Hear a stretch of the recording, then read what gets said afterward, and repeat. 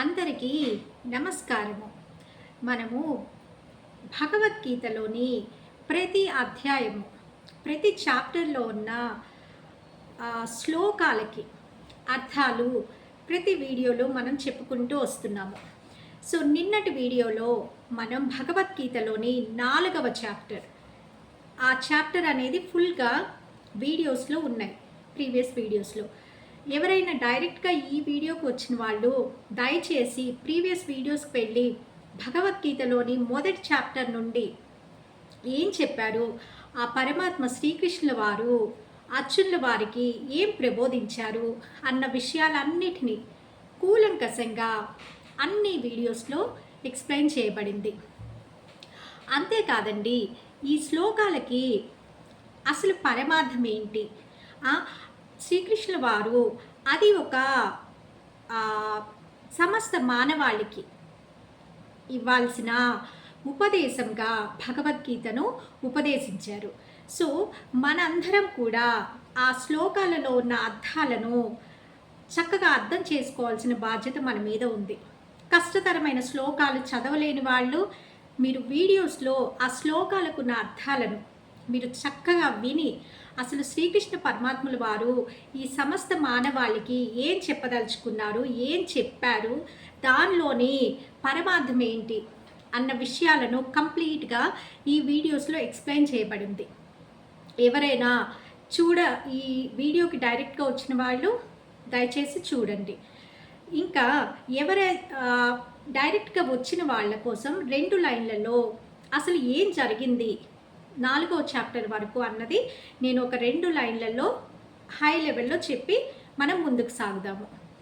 అది కురుక్షేత్ర సంగ్రామము. యుద్ధానికి అందరూ, ఒకవైపు కౌరవ సేన, ఒకవైపు పాండవ సేన, లక్షలాది మంది సైన్యము అక్కడ వేచి ఉన్నారు. అంటే యుద్ధం స్టార్ట్ అయ్యే మూమెంట్ అనమాట. అది ఇంకా యుద్ధం స్టార్ట్ అవ్వలేదు, కానీ అందరూ బారులు తీరి ఉన్నారు.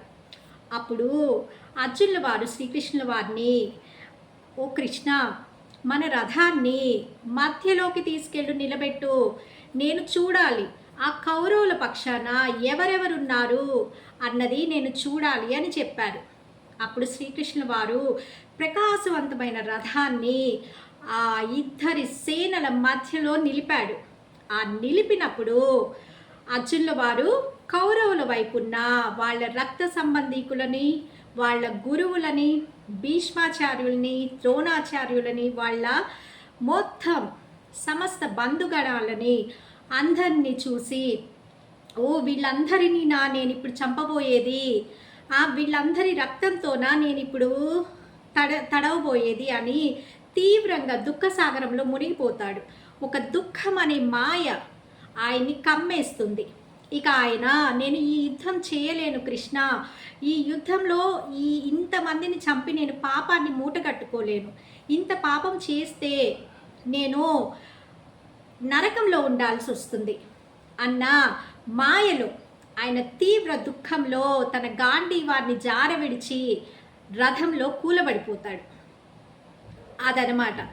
అక్కడ శ్రీకృష్ణుల వారు అర్జునుల వారికి తన కర్తవ్యాన్ని గుర్తు చేస్తూ ప్రబోధ చేస్తారనమాట. సో అదంతా మనం చెప్పుకుంటూ వచ్చాము. ఈ అంతా విషయాన్ని ఎవరికి చెప్తున్నారంటే, సంజయుల వారు తన దివ్య దృష్టితో అంతఃపురంలో ఉన్న ధృతరాష్ట్రుల వారు, ఆయన గుడ్డివారు కనుక ఆయన అంతఃపురంలోనే ఉన్నారు, అక్కడ ఏం జరుగుతుంది అన్న విషయాన్ని సంజయుల వారు తన దివ్య దృష్టితో ధృతరాష్ట్రుల వారికి వివరిస్తున్నారు. ఇదిగో ఇట్లా అయింది, అర్జునుడు రథంలో కూలబడిపోయాడు దుఃఖంతో. అప్పుడు శ్రీకృష్ణ వారు ఆయనకి ప్రబోధ చేస్తున్నారు, ఇదిగో ఇలా చెప్పారు అని మొత్తం వివరణ సంజయుల వారు ధృతరాష్ట్రుల వారికి చెప్తున్నారు.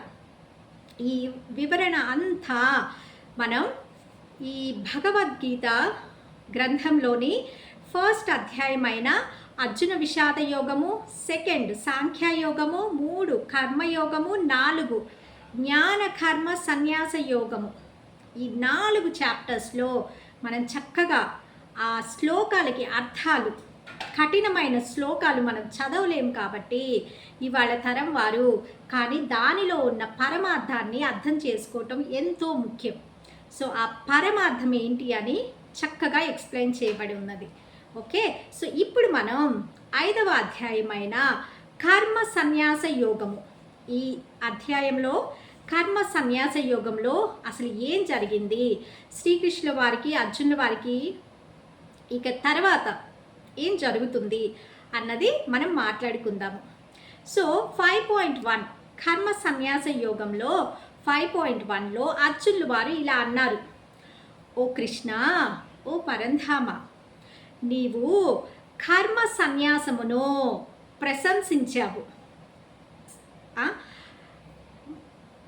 భక్తితో పని చేయుట మార్గము రెండు సర్వోన్నత లక్ష్యం వైపుకు దారి తీస్తాయి.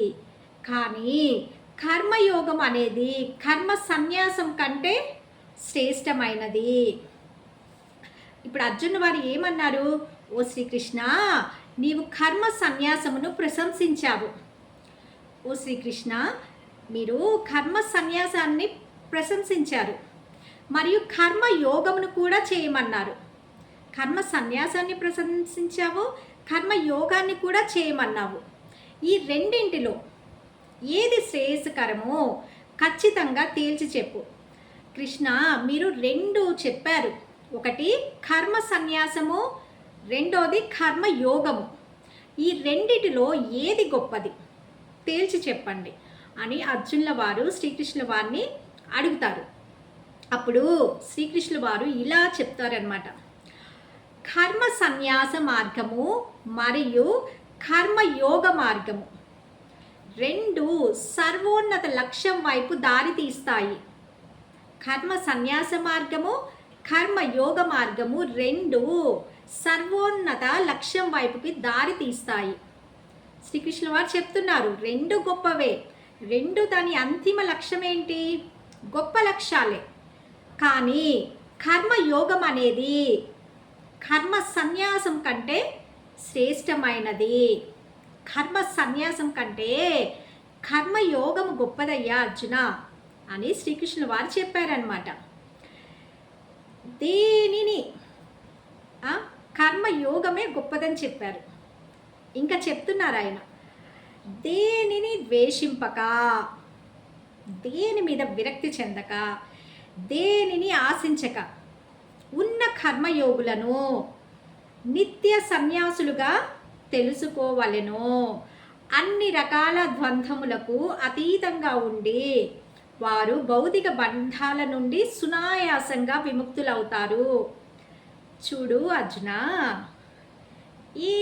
దేని గురించి ఆశించకయ్యా, దేన్ని ద్వేషించకు, కర్మయోగులుగానే ఉండు,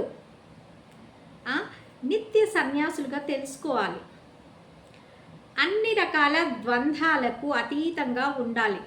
అంటే ఇలాంటి పాశాలకి అన్ని రకాల దాంట్లోనే ఉండి అన్నిటికీ అతీతంగా ఉండాలి.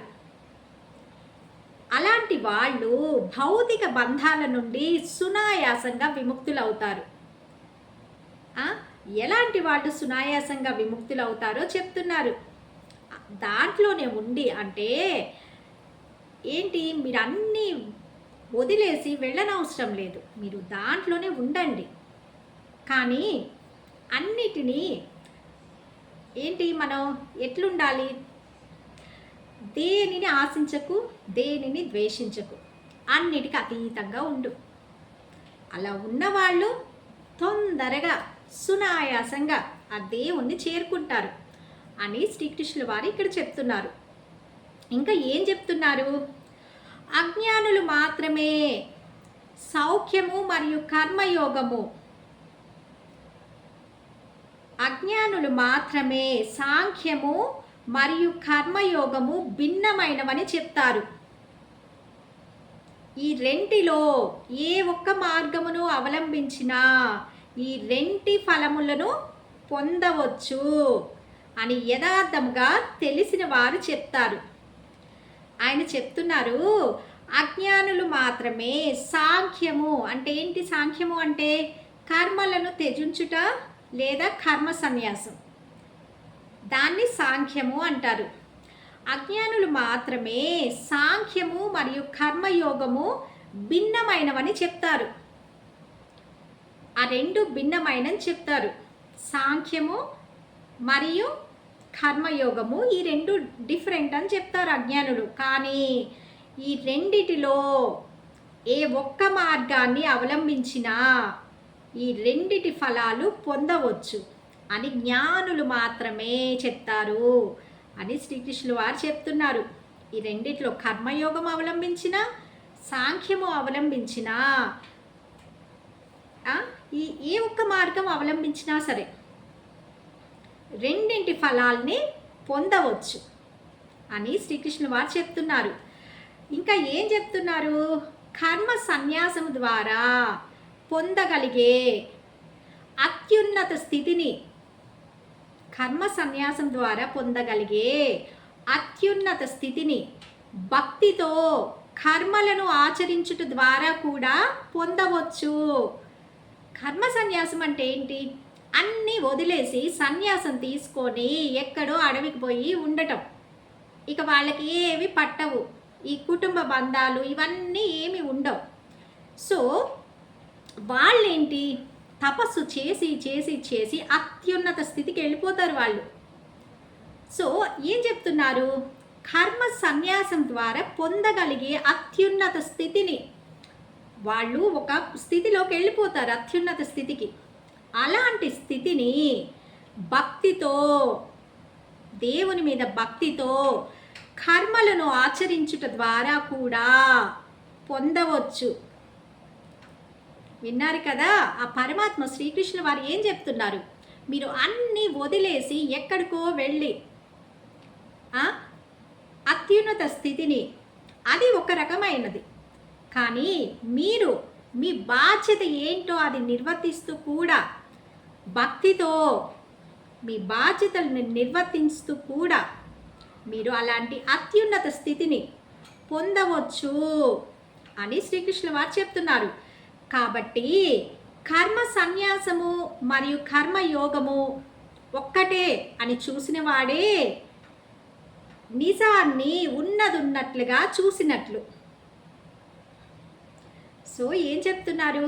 కర్మ సన్యాసమైన కర్మయోగంని రెండిటిని ఒక్కటిగా చూసిన వాళ్ళే నిజాన్ని కూడా ఉన్నదున్నట్లుగా చూడగలరు.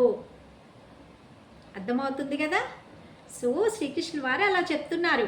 కర్మ సన్యాసం ద్వారా పొందగలిగే అత్యున్నత స్థితిని భక్తితో కర్మల్ని ఆచరించటం ద్వారా కూడా పొందవచ్చు. కాబట్టి కర్మ సన్యాసము కర్మయోగము ఒక్కటే అని చూసిన వాడే నిజంగా ఉన్నదున్నట్లుగా చూసినట్లు అని శ్రీకృష్ణుల వారు చెప్తున్నారు ఇక్కడ. ఇంకా ఏం చెప్తున్నారు? భక్తియుక్తముగా పని చేయకుండా పరిపూర్ణ కర్మ సన్యాసము చేరుకొనుట చాలా కష్టం. ఒక గొప్ప బాహువులు కలవాడా, కానీ కర్మయోగములో నిష్ఠాతుడైన ముని శీఘ్రముగా పరమాత్మను పొందును. ఏం చెప్తున్నారంటే భక్తియుక్తముగా పని చేయకుండా పరిపూర్ణ కర్మ సన్యాసం చేరుకొనుట చాలా కష్టం. ఓ గొప్ప బాహువులు కలవాడ అంటే ఓ అర్జున, కానీ కర్మయోగంలో నిష్ఠాతుడైన ముని శీఘ్రముగా పరమాత్మను చేరుకుంటారు. అంటే తన పనులు తను చేస్తూ, తన కర్మలను తను నిర్వర్తిస్తూ ఎవరైతే ఉంటారో అన్నిటికీ అతీతంగా వాళ్ళు ఆ పరమాత్మని తొందరగా చేరుకుంటారు అని చెప్తున్నారు శ్రీకృష్ణ పరమాత్ముల వారు ఇక్కడ. ఇంకా ఏం చెప్తున్నారు? పరిశుద్ధమైన అంతఃకరణ కలిగి ఇంద్రియ మనస్సులను నియంత్రణ చేసే కర్మయోగులు ప్రతి ప్రాణిలోనూ పరమాత్మను దర్శిస్తారు. అన్ని రకాల పనులు చేస్తూనే ఉన్నా వారు కర్మబంధాల్లో చిక్కుకోరు. ఇక్కడ ఏం చెప్తున్నారు శ్రీకృష్ణుల వారు? మీరు సన్యాసులుగా వెళ్ళనవసరం లేదు. మీరు అన్నిటిలో ఉండి ప్రతి ప్రాణిలోనూ పరమాత్మను చూస్తారో అంతఃకరణ బయటే కాదు లోపల కూడా మనం అంతఃకరణ పరిశుద్ధంగా ఉండి ఇంద్రియాలను మనస్సును నియంత్రణ చేసే కర్మయోగులు ఇంకా ప్రతి ప్రాణిలోనూ ఆ దేవుణ్ణి చూడగలిగే వాళ్ళు ఇలా అన్ని పనులు చేస్తూనే ఉన్నా వాళ్ళు కర్మబంధాలలో చిక్కుకోరు. వాళ్ళకి తెలుసు వాళ్ళ కర్మలని వాళ్ళ పనులని వాళ్ళు నిరంతరం చేస్తూనే ఉంటారు. వాళ్ళకి తెలుసు కర్మబంధాలలో చిక్కుకోకుండా ఉండటం అని చెప్తున్నారు. ఇంకా ఏం చెప్తున్నారు?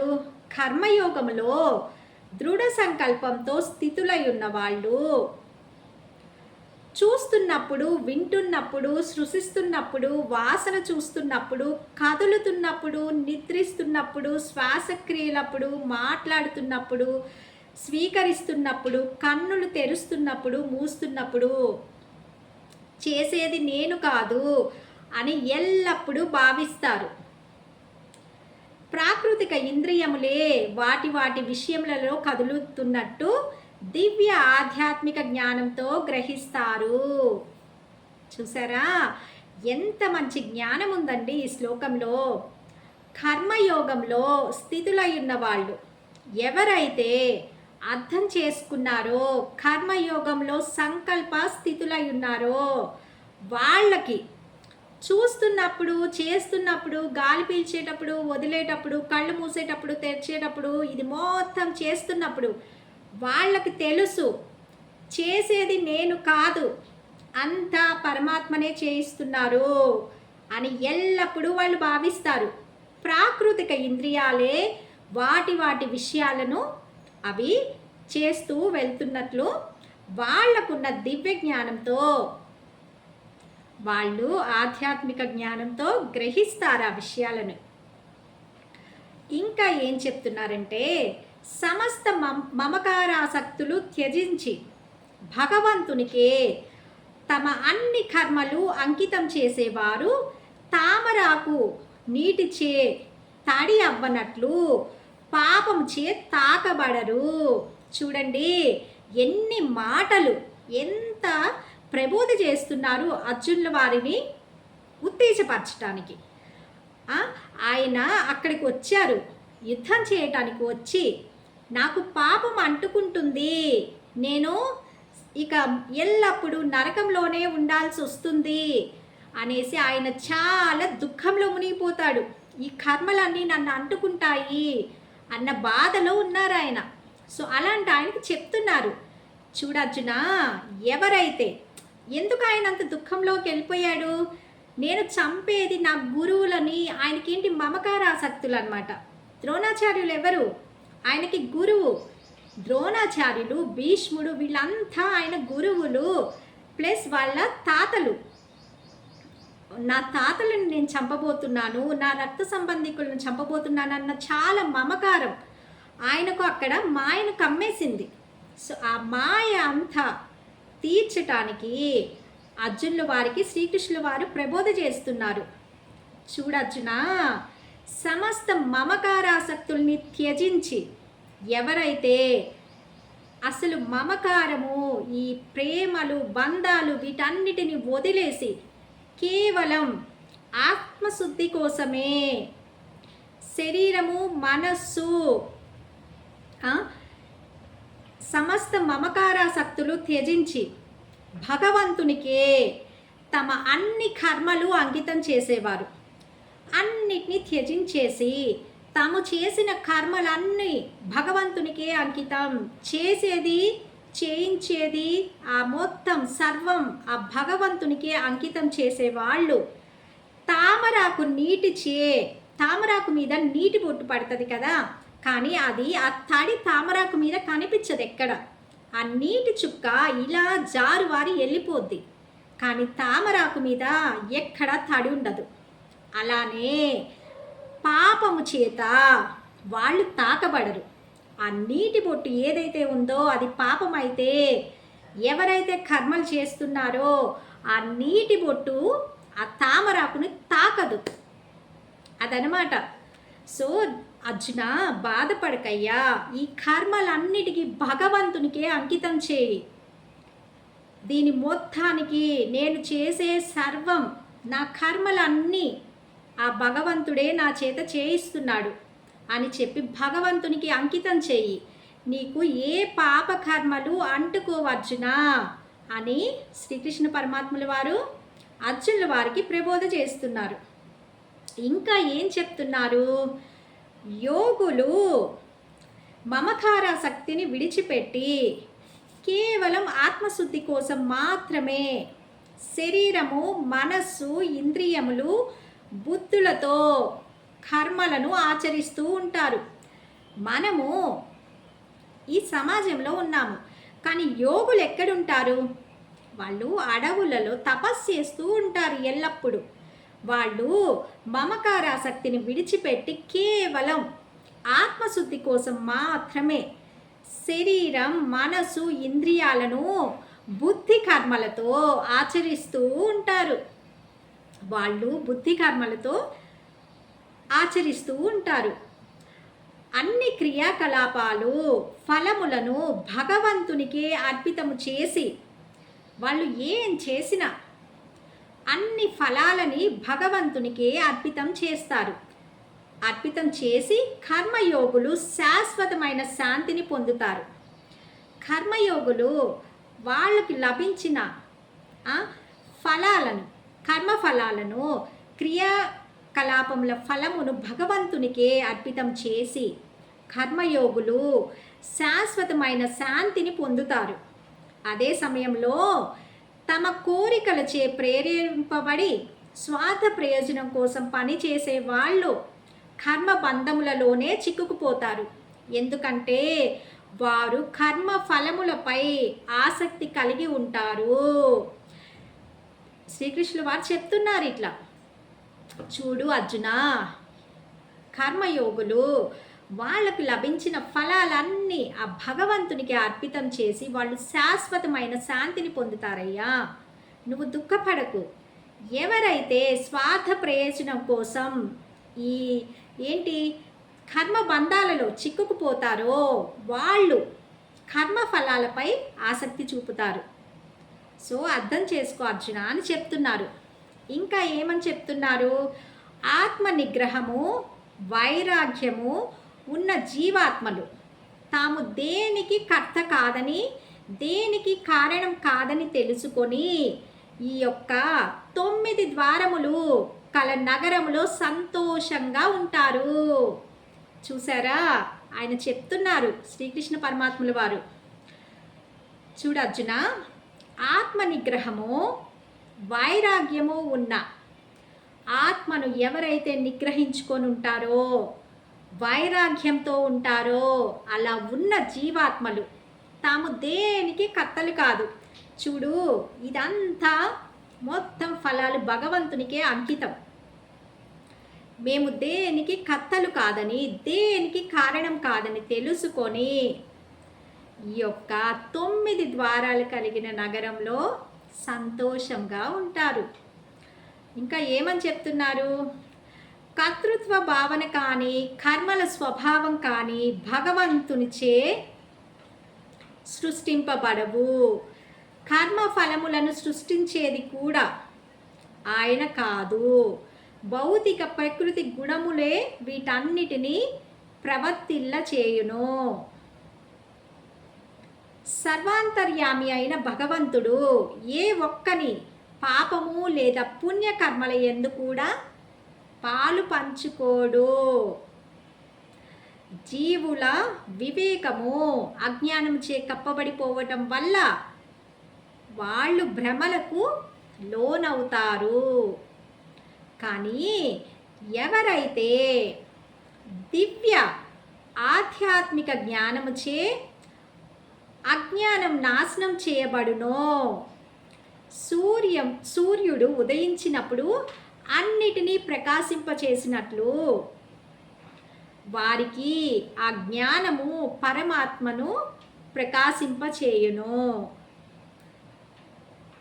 తమ బుద్ధి భగవంతుని యందే స్థితులైన వారు సంపూర్ణముగా భగవంతుని యందే నిమగ్నమైన వారు ఆయననే పరమ లక్ష్యము అని దృఢ విశ్వాసం కలవారు వారి పాపముల జ్ఞాన ప్రకాశంచే నిర్మూలింపబడి త్వరితగతిన మరలా తిరిగి రాని స్థితిని పొందుతారు.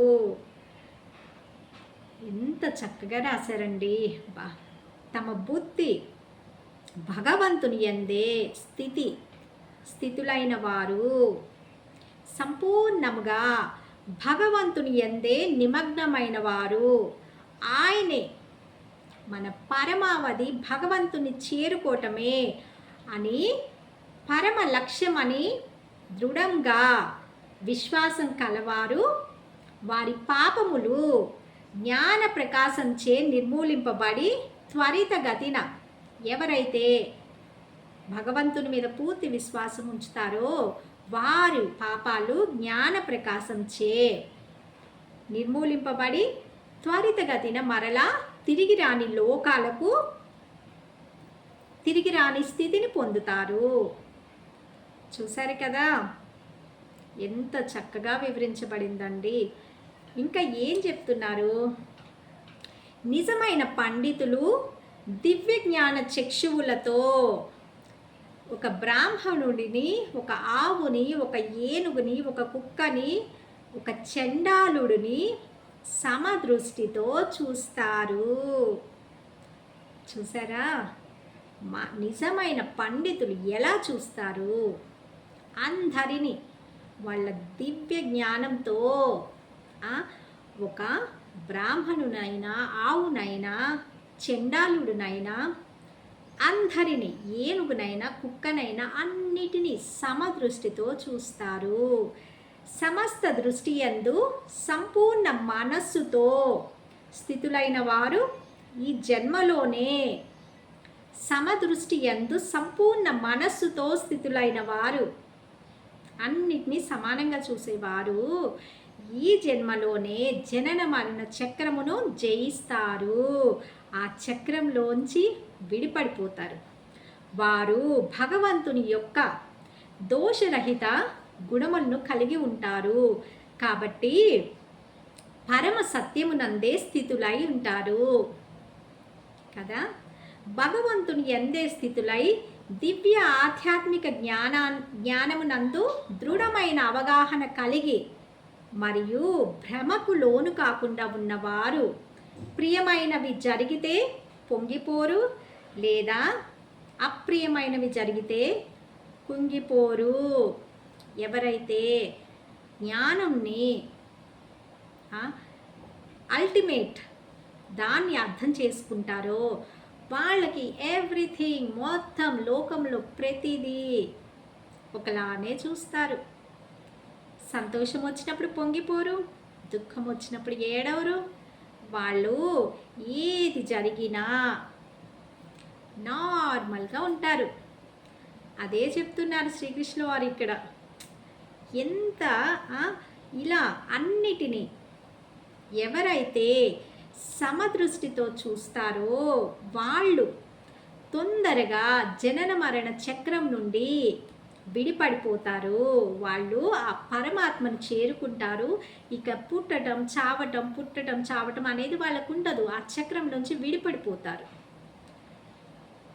ఎంత బాగా ఉందండి అసలు. అల్టిమేట్ మనం భగవంతుడే, మనం చేరుకునేది భగవంతుణ్ణే అని అర్థం చేసుకుంటే అన్నిటినీ సమదృష్టిని చూడటం అలవాటు చేసుకుంటే మనం అన్నిటి నుండి ఏదైనా సరే చేసేది ఆ కర్త మనం కాదు. వాటి ఫలాలన్నీ భగవంతునికి అర్పితం చేసుకోగలిగితే మన పాపాలన్నిటి క్లియర్ చేయబడతాయి. మనం ఈ చక్రంలోంచి విడబడిపోతాము, ఆ భగవంతుల్లో కలిసిపోతాము. అని ఎంతో చక్కగా వివరించారండి ఈ పద్యాలలో, వాటి అర్థాల్లో. మనము ఈరోజు 5వ అధ్యాయము కర్మ సన్యాస యోగంలో 5.1 శ్లోకానికి అర్థం నుండి 5.20 ఆ శ్లోకాలకున్న అర్థాలు ఏంటి అని చక్కగా వివరించుకున్నాము. దీంట్లో ఇంకా శ్లోకాలను, మరిన్ని శ్లోకాలకున్న అర్థాన్ని మళ్ళా రేపటి వీడియోలో మళ్ళా తెలుసుకుందాము. చక్కగా భగవద్గీతలోని అర్థాన్ని ఆ పరమాత్మ శ్రీకృష్ణ పరమాత్ముల వారు మనకి ఏం చెప్పారు అన్నది, దాంట్లో ఉన్న అర్థాన్ని ఎంత చక్కగా అర్థం చేసుకోగలిగితే మన జీవితం అంత ధన్యమవుతుంది. మీరు చూడండి, వినండి, ఇంకా అంతకన్నా మనకి భాగ్యము ఏముంటుంది చెప్పండి. చక్కగా విని తరించండి. అందరూ భగవద్గీతలోని ఆ భావాన్ని అర్థం చేసుకోవాలి. ఆ పరమాత్మ శ్రీకృష్ణ వారు మనకి ప్రబోధించిన దాన్ని మనం చక్కగా చదివి మన జన్మను ధన్యం చేసుకోవాలని కోరుకుంటున్నాను. నమస్కారం.